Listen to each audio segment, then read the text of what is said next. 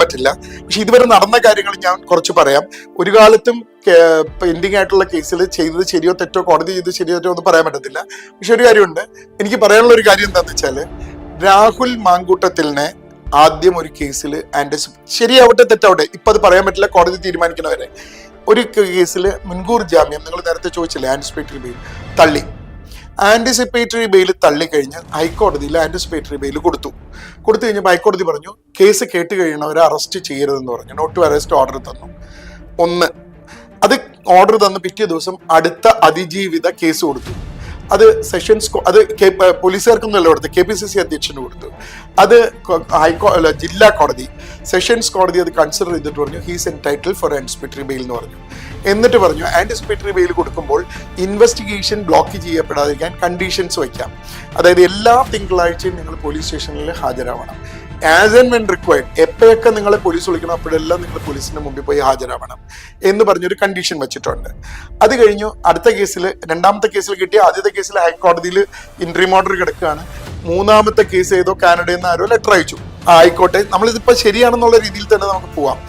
അത് next question whether it is rape or consensual relationship is a different factor. You have to look into the messages, other things എല്ലാം കൂടി നോക്കിയിട്ട് തീരുമാനിക്കും. വന്നപ്പോൾ ഒരേ investigating officer അന്വേഷിക്കണം, special investigation team അന്വേഷിക്കണം. ഈ രണ്ടാമത്തെ കേസിൽ ആന്റിസിപ്പേറ്ററി ബെയിൽ കൊടുത്തത് ശരിയല്ല എന്ന് പറഞ്ഞ് ഹൈക്കോടതിയിൽ ചലഞ്ച് ചെയ്തിട്ടുണ്ട്, ശരിയല്ല എന്ന് പറഞ്ഞ്. രണ്ടാമത്തെ കേസിൽ ഒരു കണ്ടീഷൻ ഉണ്ട്, എപ്പ രാഹുൽ മാങ്കൂട്ടത്തിനെ വിളിച്ചാലും രാഹുൽ മാങ്കൂട്ടത്തില് പോലീസിന്റെ മുമ്പിൽ ഹാജരാവണമെന്നുണ്ട്. ഞാനൊരു കാര്യം ചോദിച്ചോട്ടെ, മൂന്നാമത്തെ കേസിൽ അറസ്റ്റ് ചെയ്യണമെങ്കിൽ ഒരു നോട്ടീസ് കൊടുത്താൽ മതി. രണ്ടാമത്തെ കേസ് അന്വേഷിക്കുന്ന അതേ ഓഫീസർ നിങ്ങൾ പോലീസ് സ്റ്റേഷനിൽ വരണം, അവിടെ വെച്ച് അറസ്റ്റ് ചെയ്യാലോ.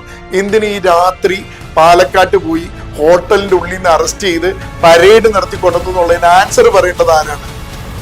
പബ്ലിക് ചോദിക്കണം പോലീസ് ഓഫീസറുടെ അടുത്ത്, എന്തിനു നിങ്ങൾ ഈ ഡ്രാമ കളിച്ച് ഞങ്ങളെ പറ്റിച്ചു, ഏത് പൊളിറ്റിക്കൽ ബോസസിനെ സാറ്റിസ്ഫൈ ചെയ്യാൻ വേണ്ടിയാണ് ഇത് ചെയ്തതെന്ന് പബ്ലിക് ചോദിക്കുന്ന ഒരു സിറ്റുവേഷൻ വരും.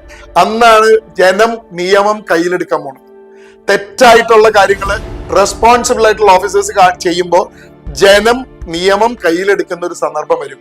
ഒരു നോട്ടീസ് കൊടുത്താൽ മതി, രണ്ടാമത്തെ കേസിൽ നിങ്ങൾ ഹാജരായില്ലെങ്കിൽ ആ ബെയിൽ പോവും. നിങ്ങൾ കണ്ടീഷൻ കംപ്ലൈ ചെയ്തില്ല എന്ന് സെക്കൻഡ് ബെയിൽ ഹൈക്കോടതിയിൽ ചലഞ്ച് കിടക്കണേൽ ഒരു വാക്ക് പറഞ്ഞാൽ ബെയിൽ പോവും. രണ്ട് കേസിലും അറസ്റ്റ് ചെയ്യാം അങ്ങനെയാണെങ്കിൽ. അപ്പൊ എന്തുകൊണ്ട് അവരുടെ എക്സ്പ്ലനേഷൻ എന്താ? ഈ രാത്രി പോയി പരേഡ് ചെയ്ത് അറസ്റ്റ് ചെയ്ത് കൊണ്ടുവന്നതിന് എന്താണ് ഒരു എക്സ്പ്ലനേഷൻ ഉള്ളത്?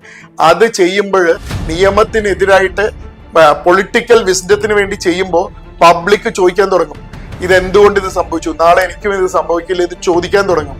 അപ്പോഴാണ് ഇതിനകത്ത് ആളുകൾ കണ്ണു തുറക്കുള്ളൂ. അതുവരെ ഇത് കണ്ണടച്ചിരിക്കും. അത് നിങ്ങൾ ആലോചിച്ച് നോക്ക്, കോമൺ സെൻസ് വെച്ച് ഒരു നോട്ടീസ് കൊടുത്താൽ അയാൾ ഹാജരാവണം. As and when required appear ചെയ്യണമെന്ന് പറഞ്ഞു.